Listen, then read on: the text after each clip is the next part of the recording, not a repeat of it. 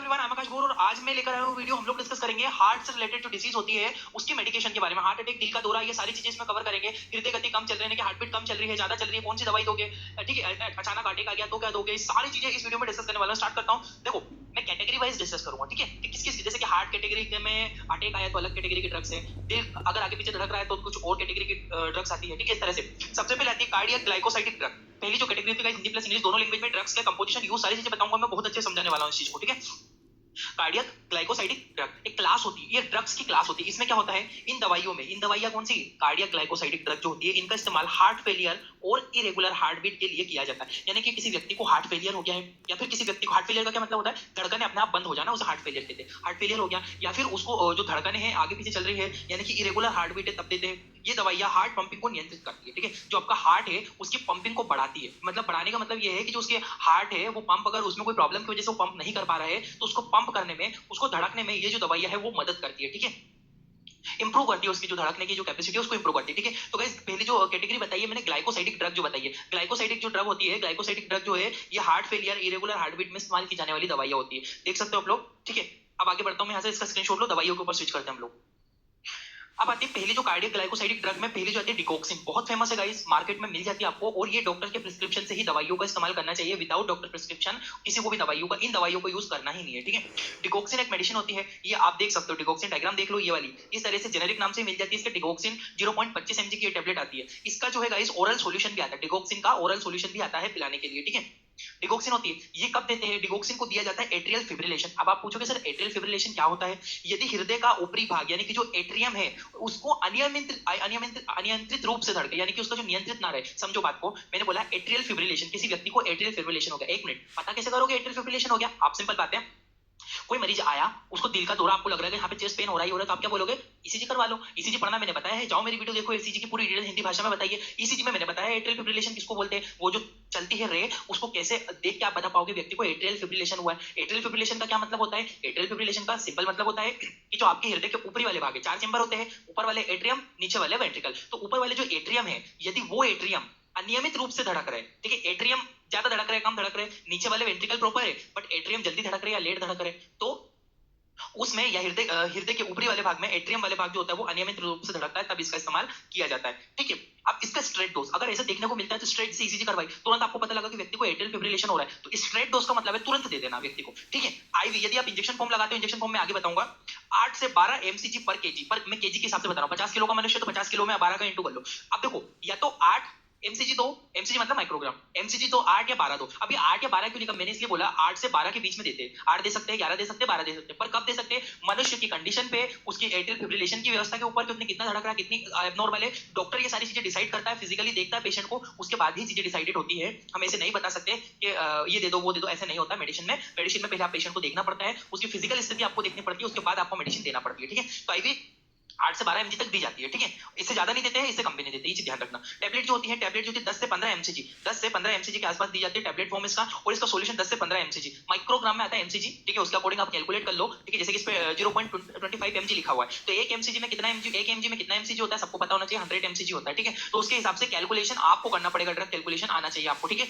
तो ड्रग आप कैलकुलेट कर लो, जितना वजन है उतने वजन से इंटू कर लो आप, जितना बताया गया है, ठीक है। स्क्रीनशॉट लो इसका, फिर आगे बढ़ता हूँ। तो याद रखना गाइस, डिगोक्सिन टैबलेट है, डिगोक्सिन के नाम से मिल जाती है, जेनरिक नेम से उसके टैबलेट आती है, इंजेक्शन आती है, और सॉल्यूशन ओरली पीने का आता भी है, ठीक है।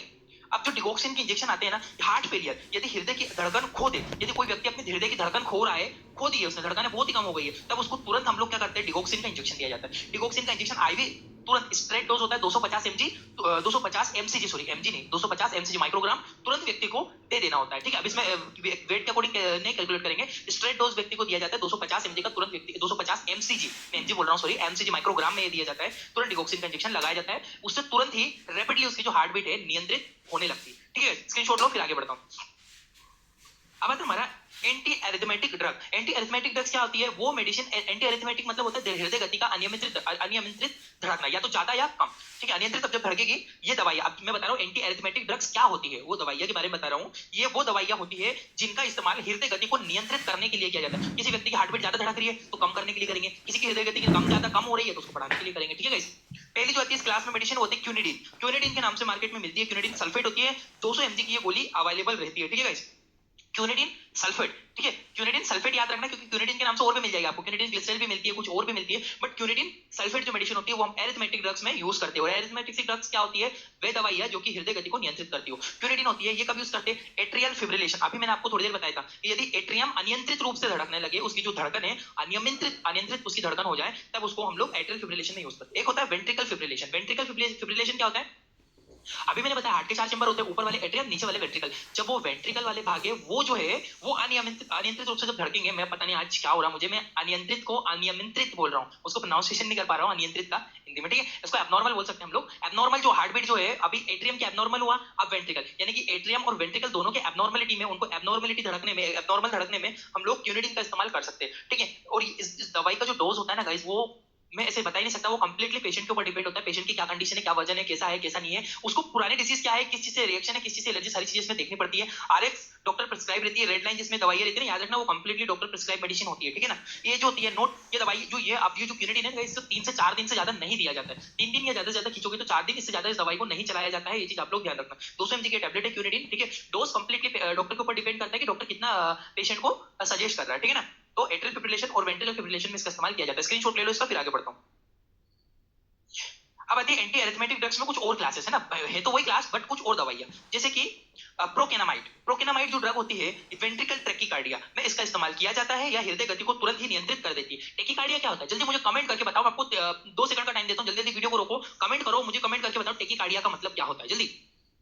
देखो मैं बता देता हूं, वैसे तो आप लोग आपकी ईमानदारी से वीडियो को पॉज करके कमेंट करके जरूर बताना। टैकीकार्डिया का मतलब होता है हृदय गति का ज्यादा धड़कना। जब आपके हार्ट बीट है वो अनियंत्रित हो जाए, अनियंत्रित हो जाए और ज्यादा धड़कने लगे, ठीक है ना, एब्नॉर्मल हो जाओ, बहुत ज्यादा धड़कने लगे, जब हार्ट बीट बढ़ती है तब आप प्रोकेनामाइड जो ड्रग है इसका इस्तेमाल किया जा सकता है। इसका इंजेक्शन फॉर्म आता है, टैबलेट फॉर्म में भी मिलती है, ठीक है। वेंट्रिकल टैकीकार्डिया, वेंट्रिकल क्या होते हैं? एट्रियम और वेंट्रिकल, जब वेंट्रिकल बहुत ज्यादा धड़कने लगे, उनकी धड़कन बढ़े, तब आप लोग प्रोकेनामाइड ड्रग्स का यूज कर सकते हो। डोज एडल्ट में इसको 200 mg तुरंत दिया जाता है, ठीक है, इसे ध्यान रखना। 200 mg 100 mg का आता है, इसको 200 mg उसको एकदम स्लो दिया जाता है। पहली चीज तो ये एकदम स्लो देते हैं, इसको डिसोल्व करके भी दिया जाता है, ये चीज देखना। आईएम आईवी दोनों तरह से इसको यूज कर सकते हैं, बट ज्यादातर देखो सबका अपना अपना डॉक्टर का एक तरीका होता है, उसके अकॉर्डिंग वो ट्रीटमेंट करता है, इसे ध्यान रखना। पहले एक मैटर हुआ था कि सर जो टेक्लोपेनिक कंटेन है, डाइनेपार जो इंजेक्शन होता है वो आईवी देते ही नहीं है, दे दोगे तो मरीज ही मर जाएगा, ऐसा नहीं होता है, आईवी डाइनोपार दिया। इसी तरह से इस मेडिसिन को क्या होता है, डॉक्टर अपने अकॉर्डिंग देखता है, पेशेंट के अकॉर्डिंग देता है। आईएम आईवी दोनों तरह से इंजेक्शन पे भी लिखा है, दोनों तरह से, बट ज्यादातर मैंने जहां तक देखा है मेडिकेशन हॉस्पिटल्स में आईवी इसको एकदम स्लो डिसोल्व करके 10 मिनट के अंदर इस इंजेक्शन को दिया जाता है, जहां तक मुझे मैंने देखा है मरीजों को देते हुए। बाकी अपने अकॉर्डिंग डॉक्टर के अकॉर्डिंग रहता है वो किस अकॉर्डिंग इसको देना चाहता है, ठीक है।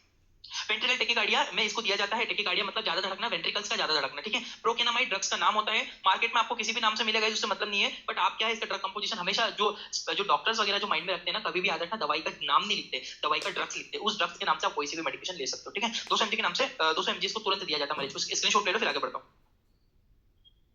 ये जो है ना, ये 100 mg पर ml, ये शायद कितने ml का है देखना पड़ेगा गाइस, एग्जैक्टली मुझे नहीं पता है, बट ये 100 mg पर ml, 1 ml के अंदर 100 mg होता है इसके ड्रग में, ठीक है।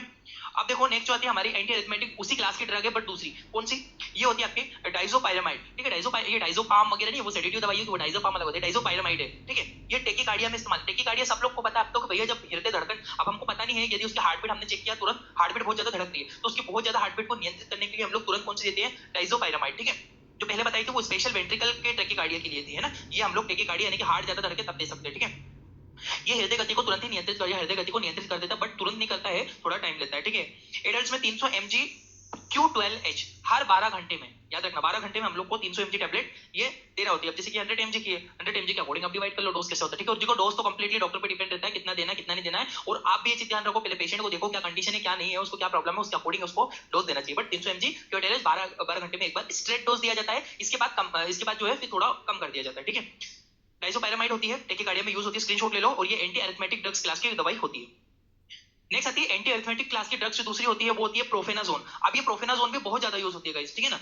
टैकीकार्डिया में इसका इस्तेमाल किया जाता है, जब हार्ट बीट ज्यादा बढ़े तभी इसका इस्तेमाल करते हैं, ये हृदय गति को नियंत्रित कर देती है दवाई, ठीक है। एडल्ट में 150 mg Q8H स्ट्रेट डोज, यानी कि तुरंत फर्स्ट डे इतना देना है, अगेन सेकंड डे से इसको थोड़ा कम कर देते हैं, Q12H कर देते हैं, यानी कि 12 घंटे में देना होती है। अभी इसको स्ट्रेट डोज में हम एडल्ट को 150 mg देते हैं, उसके बाद धीरे धीरे इसको कम कर देते हैं। और याद रखना स्ट्रेट डोज जो दिया जाता है उसके अकॉर्डिंग, पेशेंट की कंडीशन के अकॉर्डिंग स्ट्रेट डोज का डिसाइडेड होता है। स्क्रीनशॉट ले लो इसका, फिर आगे बढ़ता हूं। नेक्स्ट जो आती है एंटीरिथमेटिक क्लास की ड्रग्स होती है, वो होती है एमियोडेरोन। एमियोडेरोन जो होती है, एमियोडेरोन बहुत इन सब दवाइयों से ज्यादा फेमस एमियोडेरोन है, और मार्केट में आपने देखी होगी, अगर आप हॉस्पिटल में जॉब करते हो तो अपने आपको पता हो। एमियोडेरोन जो होती है टेकिकार्डिया में इस्तेमाल की जाती है, गिरते गति को तुरंत नियंत्रित करती है। एडल्ट में 150 mg दी जाती है, ये इंजेक्शन फॉर्म में भी आती है, इंजेक्टेबल फॉर्म में भी आती है, और एमड्रोन 100 mg है जो टैबलेट फॉर्म में भी आती है, ठीक है। ये चीज ध्यान रखना आप लोग, ठीक है, दोनों फॉर्म में अवेलेबल हो जाती है, ठीक है। एमियोडेरोन इंपॉर्टेंट मेडिकेशन है, ज्यादातर डॉक्टर इसी को यूज करते हैं, और एमड्रोन बहुत फेमस ब्रांड है, एमड्रोन के नाम से 100 mg के नाम से मिलती है। स्क्रीनशॉट ले लो, फिर आगे बढ़ता हूँ। अब आती है एंटी एंजाइनल ड्रग। अब ये ना तो एंजाइटी से संबंधित है, ना ही एंजाइम से संबंधित है, ये कुछ और चीजें मैं बताता हूं आपको। एंटी एंजाइनल ड्रग होती है, इन दवाइयों का इस्तेमाल एंजाइना पेक्टोरिस में किया जाता है। अब ये एंजाइना पेक्टोरिस ये एक प्रकार का अटैक होता है गाइस, ठीक है, समझिएगा, मैं आपको बताऊंगा पूरी डिटेल से। यह एक ऐसी अवस्था होती है, एंजाइना पेक्टोरिस क्या होता है मैं वो बता रहा हूं। एंजाइना एंटी एंजाइनल ड्रग तो वो होती है जो एंजाइना पेक्टोरिस से बचाती है, पर ये एंजाइना पेक्टोरिस क्या होती है, यह एक ऐसी अवस्था होती है जिसमें हृदय पर पर्याप्त मात्रा में ऑक्सीजन नहीं पहुंच पाती, और वह उसका प्रभाव भी कम हो जाता है। एक बार ये डायग्राम देख लो आप लोग, देखो ये हार्ट है, हार्ट के ऊपर की जो वॉल, हार्ट के जो ऊपर वाला सरफेस है उसको भी ऑक्सीजन चाहिए, पर हार्ट पे ब्लड सप्लाइंग नहीं होगी, ऑक्सीजन प्रॉपर्ली नहीं पहुंच पाएगी, तो एक अटैक आता है, ठीक है। उस अटैक को बोलते हैं एंजाइना अटैक। किसी व्यक्ति को क्या हुआ, तुरंत ही किसी व्यक्ति को क्या हुआ, तुरंत ही यहाँ पे दर्द हुआ, वो गिर गया, और तुरंत हॉस्पिटल ले गए, मेडिकेशन दिया, वो थोड़ी देर में रिकवरी हो गई। डॉक्टर ने बोला एंजाइना अटैक था। एंजाइना अटैक क्या होता है, जैसे कि कभी कभी जिम करते हुए क्या हुआ, किसी जिम करते करते बेहोश हो गया, अटैक आ गया, तो वो जो अटैक होता है एंजाइना अटैक। देखो वो वाला अटैक भी आ सकता है, दो आर्टरियल अटैक हो सकता है, ठीक है, वो दूसरे, पर जो एंजाइना अटैक होता है एकदम व्यक्ति को दर्द होता है, दिल के दौरे जैसे लगता है, एकदम गिर पड़ जाता है, हॉस्पिटल ले जाते हैं, क्योंकि उसके हार्ट पे ब्लड की जो सप्लाई है वो थोड़ी कम है, ऑक्सीजन कम है, उसे एंटी एंजाइनल को सही करने वाली दवाई को एंटी एंजाइनल ड्रग कहते हैं। इसमें जो नेक्स्ट चीज है एंजाइनल अटैक कहते हैं उसको, ठीक है। ऐसा होने पर मरीज की छाती में तेज दर्द होता है और वह बेहोश होकर गिर पड़ता है, तेज दर्द होता है और बेहोश होकर गिर पड़ता है तुरंत ही।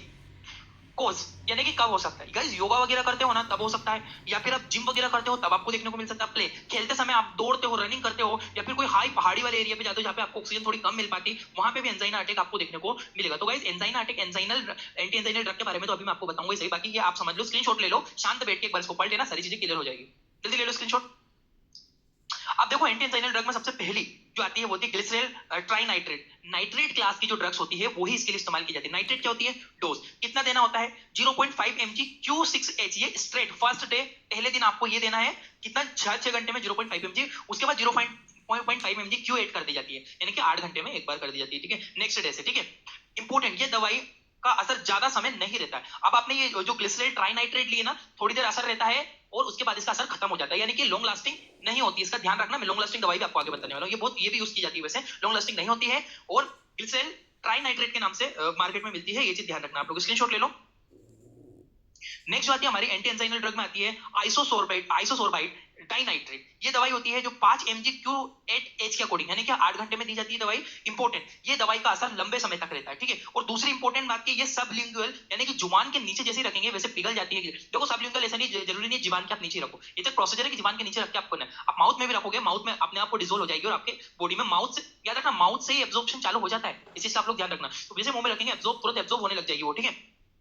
तो सबलिंगुअल इस टेबलेट को दिया जाता है, डिसोल्व हो जाती है माउथ में रखते से, है ना। जैसे कि डोज इसका है 5 mg Q8, वैसे डॉक्टर के अकॉर्डिंग डिसाइडेड रहता है कितना देना है कितना नहीं देना, ठीक है। आइसोसोर्बाइड डाइनाइट्रेट के नाम से। तो गाइस ये थे कुछ anti anginal drug. Thank you for watching आपका अपना इंडियन मेडिकल लेक्चर। गाइस इतनी चीजें आपको समझ में आई होगी, एक विशिष्ट स्पेशल क्लास